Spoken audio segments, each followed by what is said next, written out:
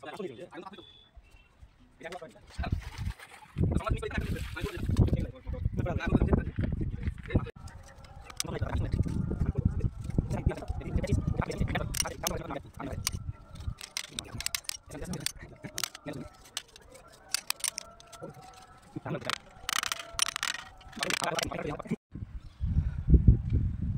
আলাইকুম গাইস, দেখতে পাচ্ছেন আমি একটা আজকে বাড়িতে এসেছি একটা গিজার সার্ভিসের জন্য।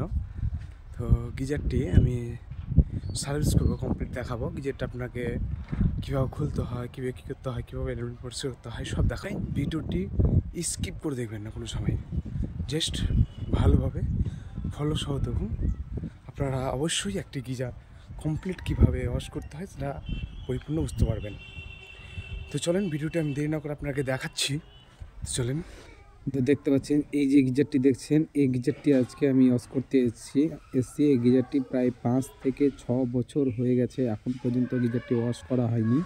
তো গিজারটিকে প্রথমে খুলে নিতে হবে। দেখতে পাচ্ছেন গিজারের যে আপনার ইনলেট, এটা হচ্ছে একটি ইনলেট পাইপ এবং একটি আউটলেট পাইপ। যেটার বাম সাইডে আছে ওটা হচ্ছে আউটলেট এবং এটা হচ্ছে ইনলেট। মানে যেটা আমি খুলছি প্রথমে, এটা হচ্ছে আপনার ঠান্ডা পানি গিজারে পানিটা নেয়, এই কারণে পাইপটাকে খুলে নিলাম। এবং বাম পাশে যেটা আছে সেমভাবে খুলে নেবেন ওটা আপনারা, এবং ওটা হচ্ছে আপনার আউটলেটের জন্য। আর এই যে নাট দুটো আমি নাটটা যে লুজ দিচ্ছি, এটা হচ্ছে গিজারটাকে আমি নিচে নামাবো এই কারণে। তো অবশ্যই ভিডিওটি স্কিপ করবেন না, হ্যাঁ, ভিডিওটি কন্টিনিউ দেখতে থাকেন, আপনারা বুঝতে পারবেন। দেখুন ভিডিওটি।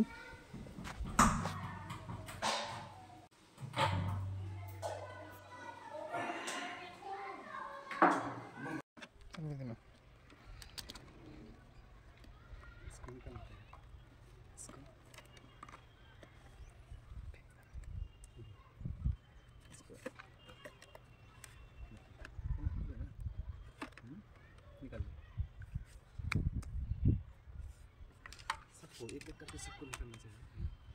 इसको निकाल लेंगे इधर से, ठीक है? ऊपर चला ना जाएगा। निकालना इसको भी निकालेंगे। जाती है इसको भी निकालेंगे।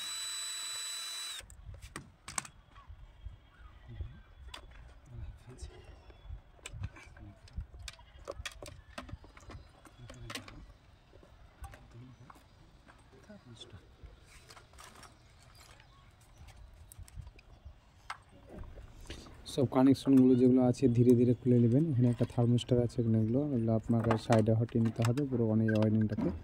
এবং এখানে দেখতে পাচ্ছেন যে নাটগুলো আছে, 6টি নাট আছে আপনার এখানে। 6টা নাটই আপনাকে খুলে নিতে হবে, একটা একটি করে খুলবেন ধীরে ধীরে। আপনি সব খুলে পর এলিমেন্টটাকে আপনার উপরে ঢাকনাটা খোলার পর এলিমেন্টটাকে বের করে নেবেন। দেখুন খুব সুন্দরভাবে উঠে যাবে, ঢাকনাটা উঠে গেলে এবার এলিমেন্টটা উঠে নেবেন। দেখুন এই এলিমেন্টের ভিতরে কি অবস্থা দেখুন। একটি গিজার 7 বছর পর ওয়াশ করাতে কি অবস্থা দেখুন। মনে হচ্ছে মৌচাক মনে হচ্ছে এখানে বাসা বেঁধে নিয়েছে আয়রনে এমনভাবে হয়েছে। দেখুন কি অবস্থা। তো এবং এই গার্ডারটাকে বের করে নেবেন। ওটা হচ্ছে একটা ওয়াটার সিল। এবং এটা দেখুন গিজারের ভিতরে কত নোংরা দেখতে পাচ্ছেন, এমনভাবে জমেছে একদম মনে হচ্ছে খিচ হয়ে গেছে একদম। দেখুন 5 থেকে 6 বছর পর এই গিজারটি ওয়াশ করলাম। আপনারা যারা ভিডিওটি আমার দেখছেন, যারা নতুন আছেন, অবশ্যই তারা আমার ফেসবুক পেজটিকে এবং চ্যানেলটিকে ইউটিউব চ্যানেলটিকে সাবস্ক্রাইব করে পাশে থাকবেন এবং ফেসবুক পেজটিকে ফলো করে দেবেন। আপনাকে স্টেপ বাই স্টেপ দেখাচ্ছি, স্টেপ বাই স্টেপ দেখতে পাচ্ছেন। ভালো করে হাঁড়িটা ক্লিন হয়ে গেল। এবার আমি এই এলিমেন্টটাকে স্ক্রুড্রাইভারের মাধ্যম দিয়ে ধীরে ধীরে ধীরে ধীরে ধীরে আস্তে আস্তে করে পুরোটাই ক্লিন করে নিতে হবে। দেখতে থাকুন ভিডিওটি।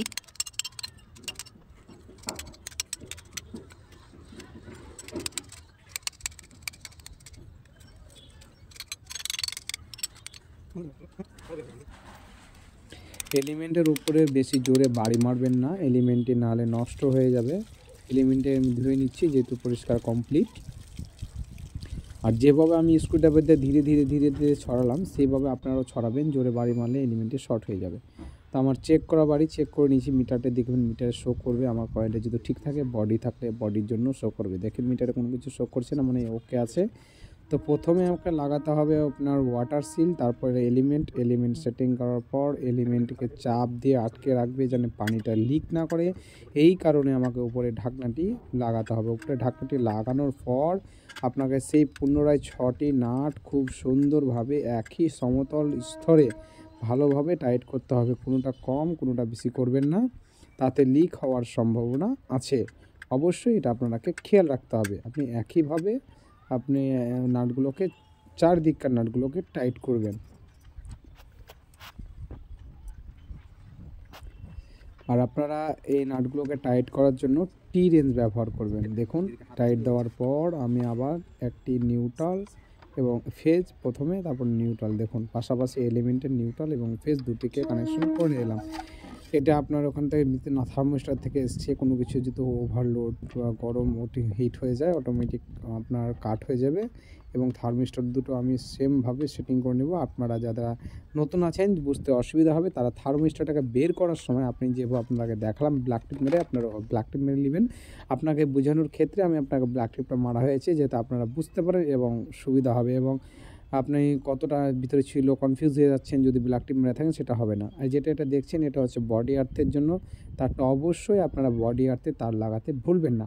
বডি আর্থে তার লাগালে বাই চান্স গিজারটি কোনো কারণ হয়ে গেলে সেই বডি আর্থ থাকলে সেটি একটু রক্ষা পাবেন এবং মৃত্যুর হাত থেকে বাঁচতে পারবেন। যদি আর্থিংটা প্রপার না থাকে তাহলে এটা আপনার পুরোপুরি রিস্ক থাকবে। অবশ্যই আপনার আর্থিংটা লাগাতে ভুলবেন না।